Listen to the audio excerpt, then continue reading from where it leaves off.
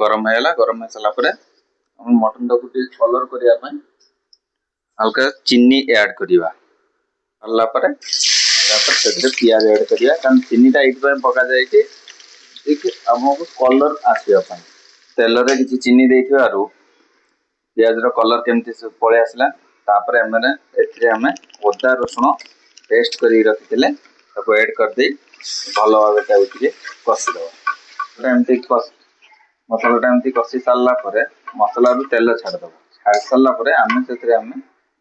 मसला ऐड करिया राग अनुसार लंका गुंड ऐड करेंगे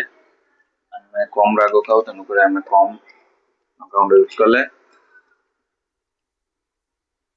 हलदी लिमिट हिसाब यूज करेंगे कारण अधिका हलदी है मसला टेस्ट पड़े हलदिया लगे आपको भल भाव कषि सारापर किसी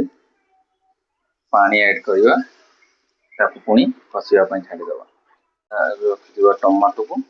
ऐड कर टमाटो को भल भाव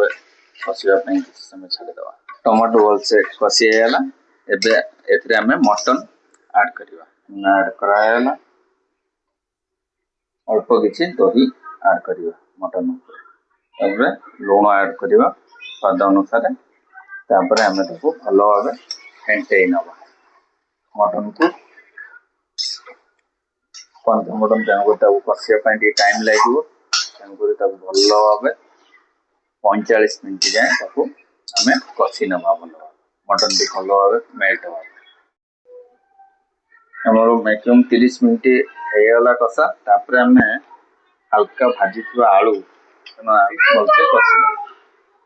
भल भाव कषिगला एबे देखो कषि सारापर तार कलरटा केमती अच्छी 70% भल भाव सीझी जाए पानी ऐड करी देखो एमती मटन टी रेडी है